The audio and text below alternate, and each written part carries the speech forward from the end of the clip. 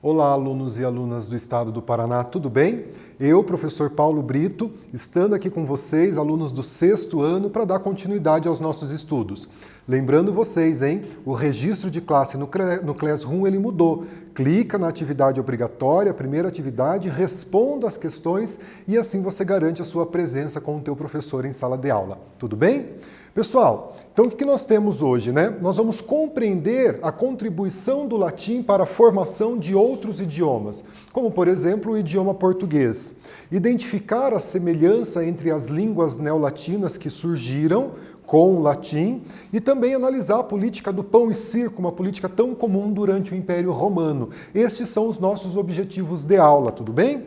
Vamos retomar um pouquinho o que vocês viram nas aulas passadas com o professor Roberto, a circulação de pessoas e produtos no Império Romano, que vocês assistiram na aula 75, a arquitetura romana através dos arcos triunfais que foram construídos durante o Império Romano e que são vestígios arquitetônicos até os dias de hoje desse império, o comércio marítimo romano em toda a região da Europa, norte da África e parte da Ásia, as trocas culturais, quando se fazia esses comércios, quando esse comércio ele era realizado, junto com esse comércio também havia as trocas culturais.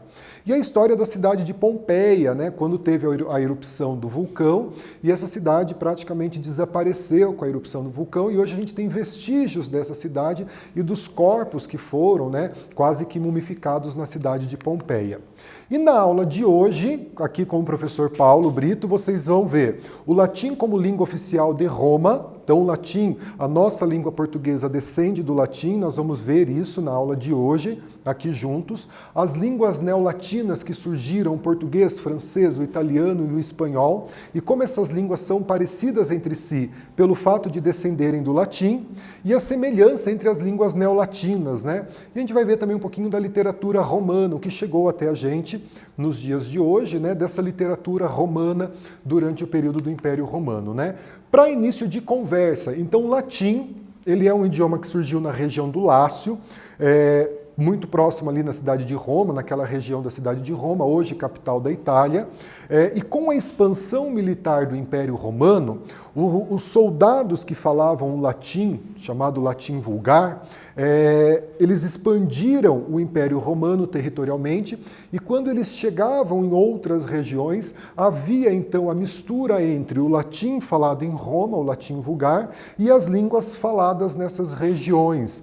E daí então vai fazer com que surjam as línguas neolatinas, os novos latins, a língua que tem origem no latim. Então é isso que a gente vai estudar bastante na aula de hoje. Eu tenho um mapa aqui para vocês relembrarem o mapa da Itália, da Península Itálica, Península, essa porção de terra cercada por água de todos os lados e ligado ao continente. Então aqui a gente tem a região, a Península Itálica, a região sul da Itália, muito fácil identificar a Itália no mapa, ela tem esse formato de bota, e a região norte da Itália. Aqui tem a região do Lácio, é nessa região que tem a cidade de Roma, hoje capital da Itália. Então aqui para vocês, quando a gente olhar o mapa da Europa, a gente consegue identificar a Itália muito facilmente com esse desenho aí da bota, que é a Itália. Tudo bem? E aqui para a gente identificar a região do Lácio. A gente sabe que o Império Romano ele vai se expandir por quase toda a Europa, vai se expandir por regiões do norte da África e vai chegar até mesmo em regiões da Ásia, o grande Império Romano, um dos maiores impérios de extensão territorial.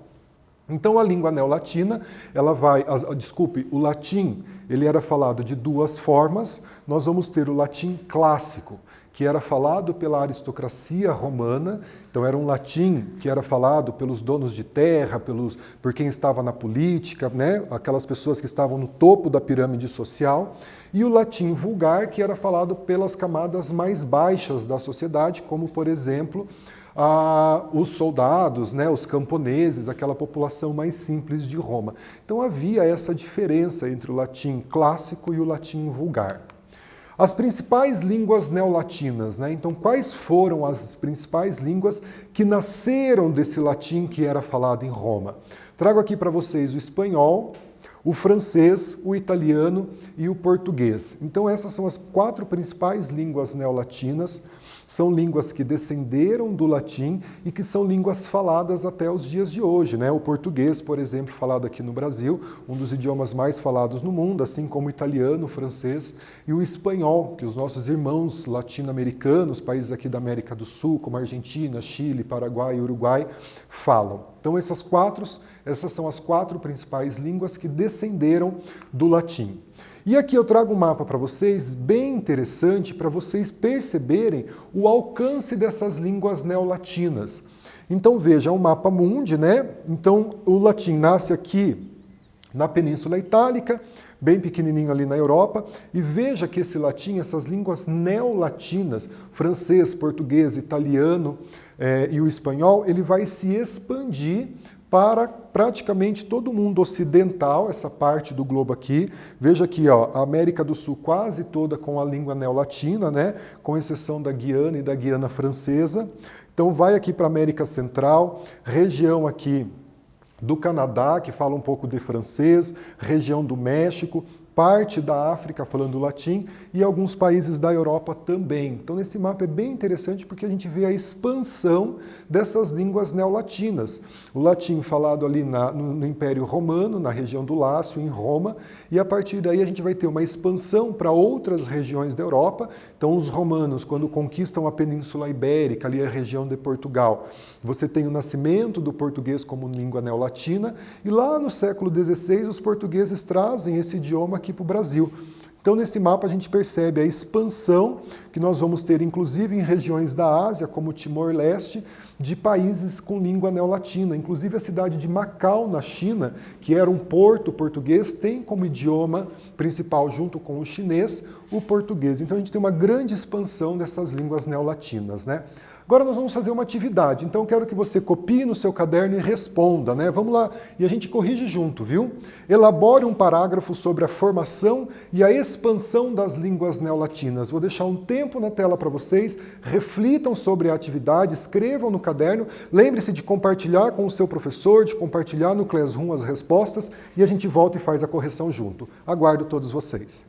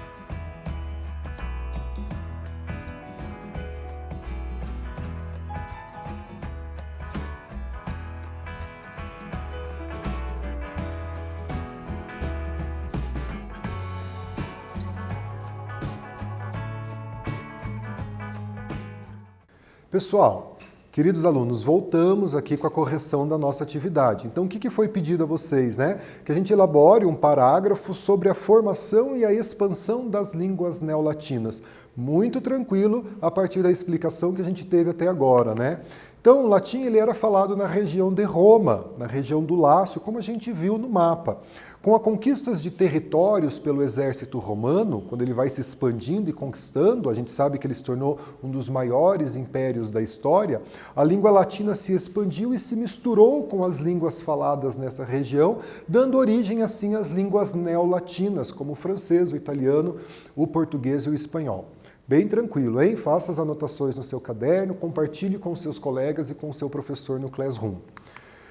Eu trago aqui para vocês uma tabela de algumas palavras faladas em português, em espanhol, em italiano e em francês, para a gente perceber a proximidade dessas palavras a partir da formação dessas línguas neolatinas, né? Então eu trago aqui afetividade para vocês.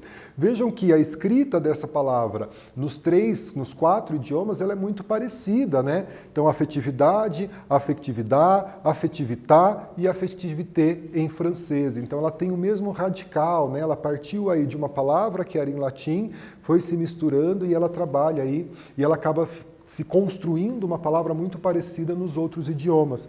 A mesma coisa com caridade, a mesma coisa com generosidade. A gente percebe aqui que são palavras muito próximas.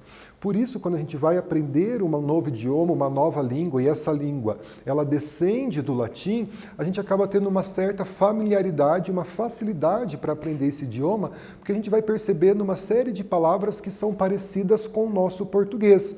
Diferente do inglês, o inglês ele é uma língua anglo-saxônica, não é uma língua que descende do latim, e daí as palavras são bem mais diferentes, né? Você aí que tem a sua disciplina de inglês já deve ter percebido isso, tudo bem? Então deem uma olhada nessas palavras, né? Como que elas são escritas em cada uma dos idiomas e a forma com que se pronuncia é muito próxima do português, tá bom? Então, a gente percebeu que a grafia e o som dessas palavras ele é muito próximo, ele é muito parecido. Por quê? Porque eles são línguas que descenderam do latim, as chamadas línguas neolatinas, né? E elas acabam sendo parecidas em vários outros aspectos, várias outras palavras. A gente poderia fazer aí uma tabela com várias palavras que descenderam do latim, nos idiomas de línguas neolatinas, para a gente perceber essa similaridade, essa facilidade em entender essas palavras. O latim é falado na Roma Antiga, da forma como ele era falado, ele é uma língua quase extinta, né? Poucas pessoas ainda estudam o latim. Porém, o único país do mundo que ainda utiliza o latim como língua oficial, né, tanto nos seus documentos como no seu idioma, é o Vaticano. O Vaticano é aquela cidade, né, um país dentro de Roma, que é um país católico, é a sede da Igreja Católica, é a residência oficial do Papa. Então, no Vaticano, ainda se utiliza o latim como língua oficial. Tá bom? Então é o único país que tem essa língua do latim falado em Roma, daquele latim que era falado em Roma, que se manteve como uma língua oficial. Vocês sabiam disso, gente? Talvez aí o pessoal que é da religiosidade católica já tinha essa percepção, mas é a língua oficial do Vaticano, então é o latim. Então agora a gente vai fazer uma segunda atividade. Então eu peço que vocês copiem no caderno o parágrafo e a gente vai responder juntos, né? O que torna a língua portuguesa, francesa, espanhola e italiana tão próximas? Faça as anotações no seu caderno, vou deixar um tempo para você responder e quando voltar a gente corrige juntos. Vamos lá?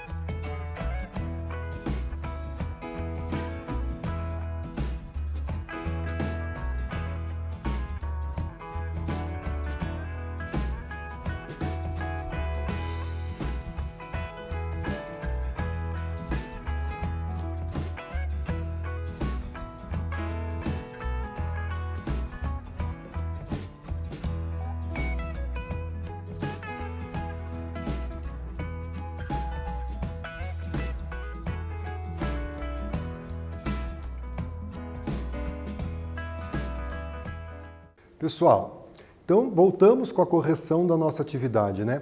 O que torna essas línguas neolatinas, português, o francês, o italiano e o espanhol, tão próximas uma das outras, né? Então a correção está aqui, né? É o fato desses idiomas, eles descenderem de um mesmo idioma comum, que era o latim falado em Roma. Então por isso é tão comum encontrar palavras no português, no francês, no espanhol e no italiano que tenham aí uma similaridade entre elas, né? Parecem, são palavras muito parecidas entre elas, pelo fato de descenderem do latim, todas essas línguas chamadas de neolatinas, né? Atualmente, a língua portuguesa, na nossa língua portuguesa, são várias palavras que a gente ainda utiliza como era utilizada no latim. Então, são expressões que nós utilizamos nos dias de hoje, que são expressões que ainda são escritas de forma latina, né? Daquele latim que era falado em Roma. Daí eu trago para vocês, aliás, de outro modo, é uma expressão que a gente usa bastante. Corpus Christi é um feriado católico que existe no Brasil, que significa Corpo de Cristo, feriado do Corpus Christi, etc., né, que a gente abrevia com ETC, e outros, né? Você está falando ali de várias pessoas, né, ou de vários países, e daí você coloca a Holanda, Portugal, Espanha e etc. Então é uma expressão latina que significa e outros. E o currículo vitae, que é a trajetória de vida. O currículo vitae é um documento profissional que as pessoas preparam para entregar, por exemplo, quando procuram um emprego. Então é o currículo vitae. A trajetória de vida é uma expressão latina que a gente utiliza nos dias de hoje, né? Preciso fazer um currículo, vou entregar um currículo, este é o meu currículo. Então são palavras que nós utilizamos no nosso dia a dia, que são expressões em latim, que nós mantivemos até os dias de hoje, né? Então é muito interessante a gente perceber esse legado cultural que o Império Romano deixa para a gente que chega até os dias de hoje, né? Então muitas vezes a gente pergunta, por que eu tenho que estudar o Império Romano? Porque muitas características que nós temos na sociedade de hoje, como por exemplo o idioma e outras características que nós vamos ver no decorrer das aulas, a gente tem uma herança lá do Império Romano, desse império que começou antes de Cristo e que acabou no ano de 476. Então a gente percebe esse legado cultural. Então a gente vai utilizar várias expressões. Lembrando vocês que a língua que a gente fala, o português, ela é uma língua viva, né? Em constante transformação dessa língua e vai acontecendo isso ao longo do tempo. E como a língua portuguesa ela descende do latim, isso não é diferente, né? Vai sofrendo essas adaptações sociais, culturais, tecnológicas inclusive, né? Hoje quando a gente vai, por exemplo, teclar pelo celular, a gente abrevia uma série de palavras. Então percebam que essa língua está em constante transformação, né? No século III, então ali por volta dos anos de 250, os romanos invadiram a região da Península Ibérica. Península Ibérica é a região onde hoje se encontra Portugal e Espanha. Então é uma península chamada de Península Ibérica. Como vimos anteriormente, desse encontro do latim vulgar com a língua que era falada na região da Península Ibérica, nasceu a língua portuguesa, hoje uma das línguas mais faladas no mundo todo. Você sabe quais são os países que falam o português, ou que têm o português como seu idioma oficial? Eu trago para vocês aqui, ó, esse gráfico dos países que falam português. Então, a partir do momento que Portugal começou a se expandir, ele vai levar o idioma português para outras regiões também.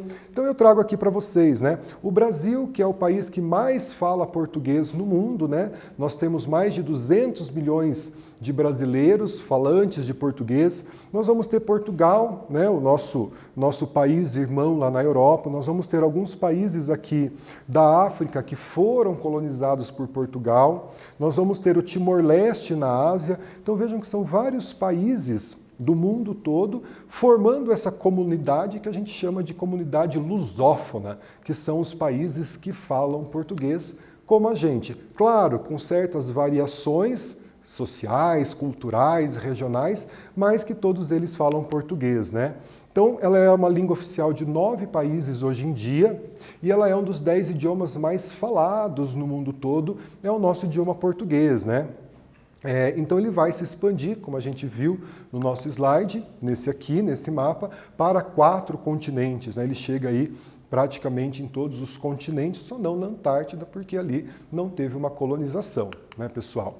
A colonização deixou-nos a última flor de Lácio. Olha essa expressão do Olavo Bilac, um poema, né? A última flor de Lácio. Lácio, lembrando vocês, que é a região onde você tem o surgimento do latim e a expansão do latim para outras regiões. Então deixou essa última flor de Lácio como uma herança cultural dos romanos para os portugueses, para os falantes da língua portuguesa, nos dias de hoje, formada aí a partir do latim. Vamos fazer essa atividade? De novo, a gente vai fazer essa atividade juntos, hein?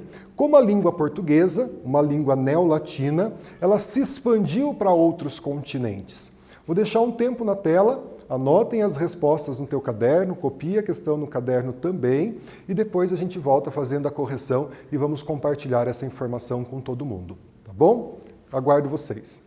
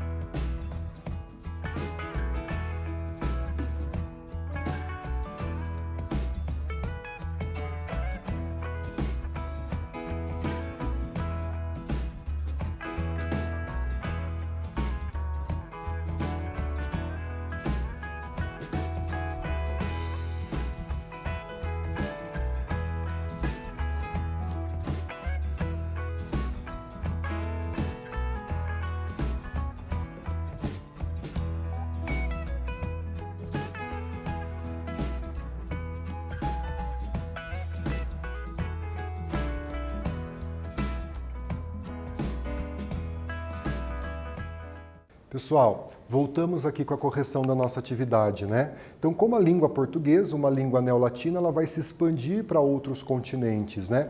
Ela vai então se constituir o idioma da Península Ibérica e a partir das grandes navegações portuguesas do século XVI, esse idioma vai chegar em outros continentes, como aqui na América, na África e até mesmo na Ásia. Tudo bem? Agora a gente vai falar um pouquinho da política do pão e circo. Talvez vocês já tenham ouvido essa expressão da política do pão e circo, né? Ela vai surgir no Império Romano, essa expressão, política do pão e circo, e a gente utiliza até os dias de hoje, né? Na expressão francesa, panis et circenses, inclusive é o nome de um disco da Tropicália aqui no Brasil na década de 70, né? A política de pão e circo, como ela ficou conhecida, era o modo com o qual os líderes romanos lidavam com a população em geral, principalmente em momentos em que havia, dentro do Império Romano, alguns problemas sociais. Então era utilizada a política do pão e circo, né? Então eles faziam eles ofereciam espetáculos para a população romana, as corridas de biga, né? Aquelas lutas entre alguns escravos e os leões, as feras que eles traziam para o Império Romano, com o objetivo de distrair a população romana para os problemas sociais, os problemas políticos, os problemas financeiros pelo qual o Império podia estar passando. E nessas festas, né? Nessas comemorações, nesses espetáculos, eles distribuíam comida. Então era uma forma que o Império Romano tinha de distrair a atenção da população romana para os problemas sociais, políticos e econômicos que aconteciam dentro do Império, né? Então esta frase do poeta romano Juvenal, viveu por volta do ano 100 a.C., da política do pão e circo, e no seu contexto original critica a falta de informação do povo romano, que não tinha qualquer interesse nos assuntos políticos. E é uma expressão, como eu disse a vocês, que chega até os dias de hoje, né? A política do pão e circo. Aqui a gente tem uma foto do Coliseu Romano, né? Uma foto mais recente do Coliseu Romano, uma joia da arquitetura romana que a gente tem presente nos dias de hoje. E é nesse espaço do Coliseu Romano, era um dos espaços em que eram oferecidos os espetáculos para a população. Com qual objetivo? De distrair a população dos problemas pelos quais o Império passava. Então, os imperadores, a aristocracia romana, oferecia esses espetáculos. E daí ficava lotado, né? As pessoas iam assistir esses espetáculos. Como eu disse a vocês, as corridas de biga, ou a luta entre gladiadores e animais, né? E vários outros espetáculos. E oferecia também um pouco de alimentação, de alimento para essa população. E assim ela se distraía dos problemas e o Império continuava com a sua história. Então a gente vai fazer uma atividade que eu vou pedir para que vocês descrevam o que era a política do pão e circo e qual era o objetivo dessa política. Muito tranquila a atividade, responda no teu caderno, copie a pergunta. Quando a gente voltar do nosso intervalo, eu quero corrigir com vocês, tudo bem?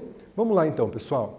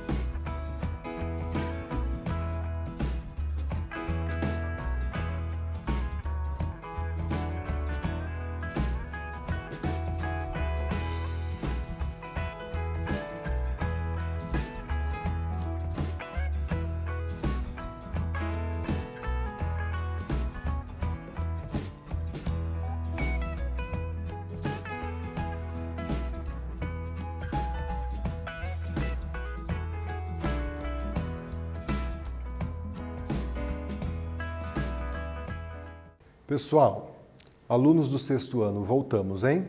Então aqui, ó, descreva o que era a política do pão e circo e qual era o objetivo dessa política. Muito tranquilo da gente responder, hein?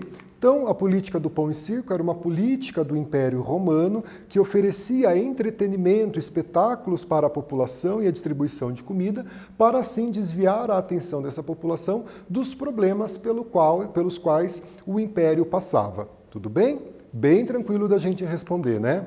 Vamos fazer esse quiz aqui, ó. A gente fez uma atividade, agora a gente faz o quiz bem tranquilo. Qual era o objetivo da política do pão e circo? Você que respondeu a questão anterior, retoma ali os seus estudos, responde esse quiz, tempo na tela, a gente volta para fazer a correção.